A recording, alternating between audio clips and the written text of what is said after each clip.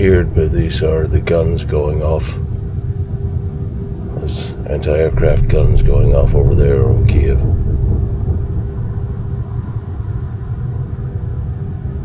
See the flashes over there. Rockets and drones coming in. And here we go again.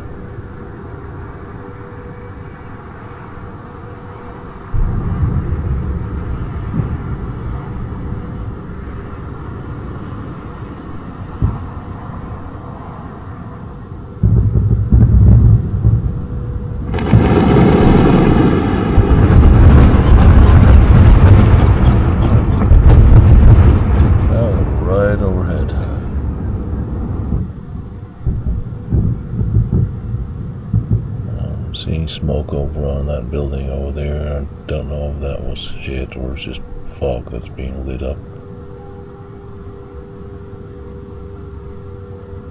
Well, it's been going on all night. And like I was saying, it makes little point, strategically or tactically.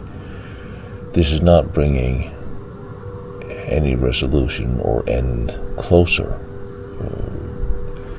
Ukraine is not going to surrender because you sporadically kill civilians and bomb areas and just drop munitions all over the capital. Like I said, all you do is you make people hate you more and are less willing to do any kind of peace. If the Russians are trying to pressure, obviously they are, Ukraine into a peace that gives up 4 regions and maybe more, making it politically untenable by continuously shelling and killing civilians, making it impossible for Ukrainian politicians, even if they would want to sign something and stop and end the war, just due to popular pressure. Like, how can you surrender to these people who keep killing us? And you can take all the talk of corruption and 2014 and coups and revolutions and all of this, and you can hold it up against the fact that Russia still invaded its neighbor. And everyone is trying to find a way to make an unjust peace and an unjust war. Even if some would say, oh, it's a just war because fault falls on both sides and NATO was involved, and certainly they have a fault for pushing. The fact is still that Russia invaded this country and that they're killing their people. Ukraine was never going to invade Russia. There was no existential threat, short of the possibility of the expansion of NATO, but there's far more to this. Especially when you talk to people about what happened before 2014.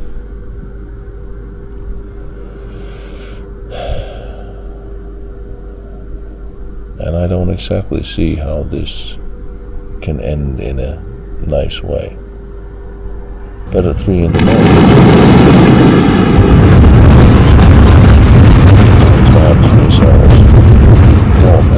right overhead, civilian housing in Kiev doesn't do anybody any good. And it doesn't do Russia any good. It doesn't push Russia any closer, except it may push Russia to make Ukraine do the same thing and start bombing Moscow, which would then possibly be a way to raise Russian morale in face of the war and agree to more dramatic mobilizations.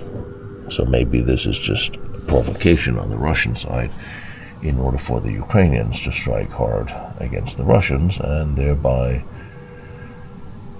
making it easier for Russia to conscript more people to throw into the meat grinder.